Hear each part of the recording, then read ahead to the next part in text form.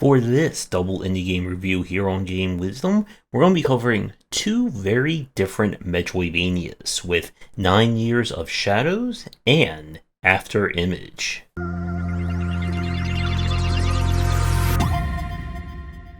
9 Years of Shadows is a musically imbued yet color-focused Metroidvania. In a world where a terrifying curse has removed all color from the land, it's up to one warrior to brave a mysterious castle in order to bring color back and figure out how to stop the curse once and for all.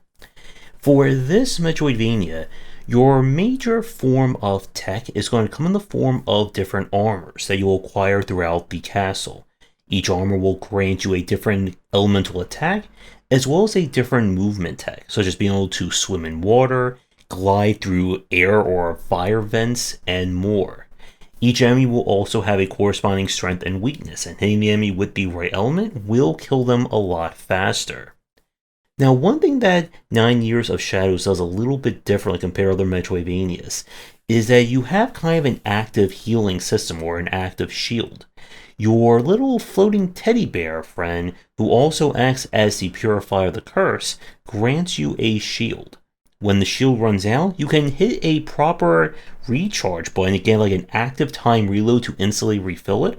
Otherwise, you'll need to stop and wait in a spot and recover it, similar to that of healing in Hollow Knight.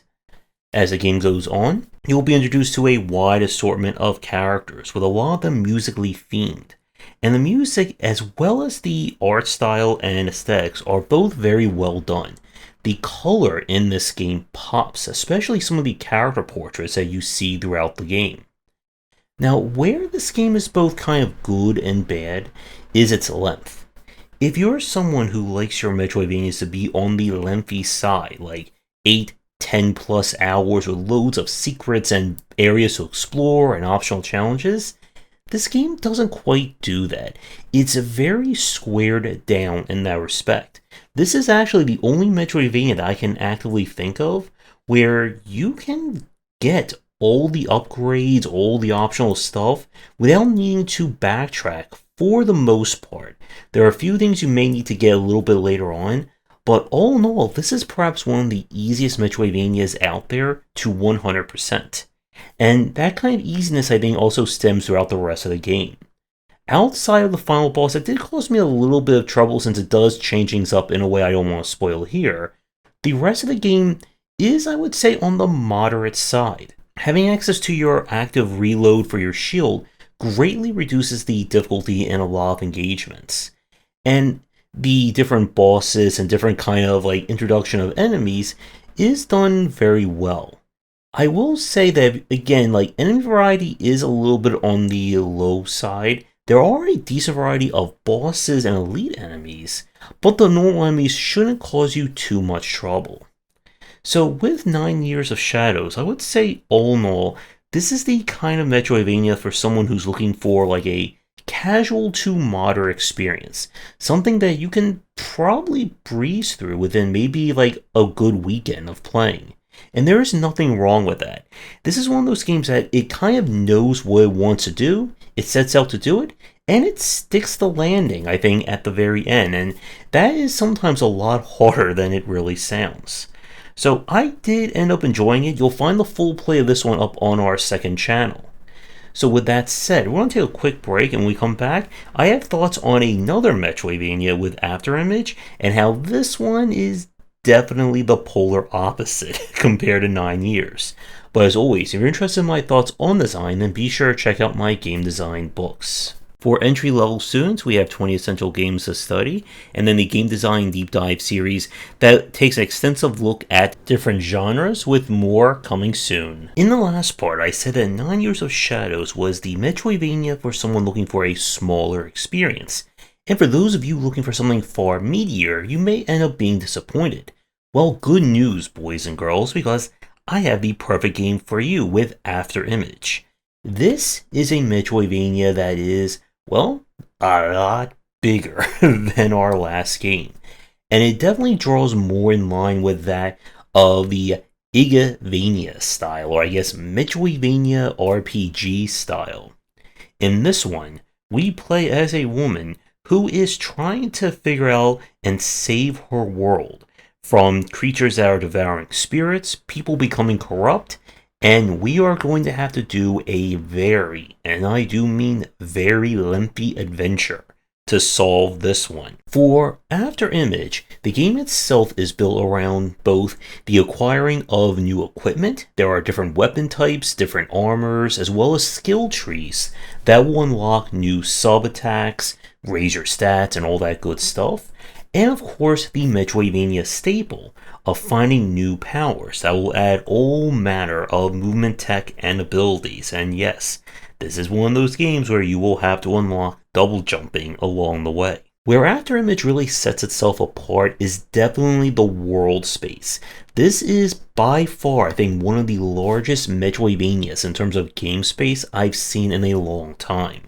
And there is a lot to explore. And unlike our last game, this is one where you will be doing quite a bit of backtracking if you want to find everything.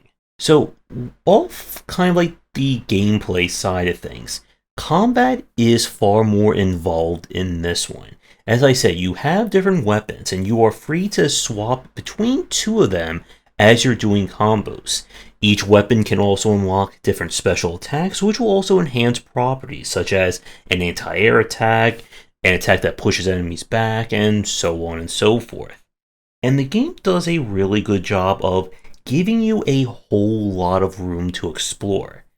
Perhaps a little too much room. My major issues with Afterimage comes with exploration. Like a lot of other Metroidvanias I've played, the game doesn't quite do a good job in terms of giving the player a proper sense of pacing and exploration. This is one of those games where you can miss an entirely required area simply because you went a little too far up and you didn't see that one little corridor to the right of an area. As the game goes on, one of the things that they did right after launch was put out kind of a big old balancing and alteration patch to the game. And one of the aspects they did change was they removed kind of the leveling information for each area. And while that doesn't sound bad on paper, the problem is that it's very hard in this game to know right off the bat, are you really able to fight an enemy?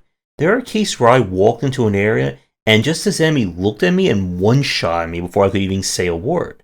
In another case, I was just whacking and just like trying to take down this boss, and it just felt like a massive health sponge. And the game doesn't, again, do I think a good enough job of kind of guiding the player passively. It gives you objectives like go to this very far distant location, but getting there is going to require different movement tech, different upgrades that the game will not tell you at all where they are or what you should be doing in order to locate them.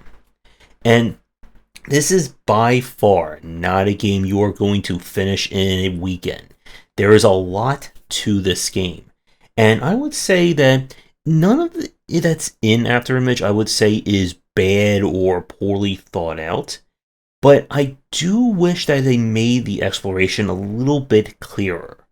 One of the things they did balance, or they did adjust, was making it a lot easier to fast travel, but you still have to buy the items in order to fast travel from point to point. And I'm never a fan of kind of having a monetized fast travel or a fast travel by condition like that. And I don't know if they've actually changed that anymore since we stopped playing this one. All in all, for Afterimage, this was a game that I ended up not quite finishing. I just found myself having too much game to play. But if you are someone who is looking for a very lengthy Metroidvania, and again, I cannot stress this enough, one that you are going to be looking here, there, and everywhere for bonuses, challenges, new gear, and etc., then this is certainly one to check out. And I do like the kind of greater combat focus, or at least having some combat tech in a Metroidvania, besides, of course, the different movement tech. And I hope we do see more of this style, and maybe at some point we'll come back to this one and give it another, I guess, very huge try. With everything said, that's going to do it for this double review. I would like to thank the developers for providing press keys for both games. You'll find all their information down below. Do that YouTubing stuff people will tell you to do. If you are working on a game, it does not have to be Metroidvania adjacent, and let me take a look at it for a future stream and video, please reach out. And be sure to visit our Discord and Patreon.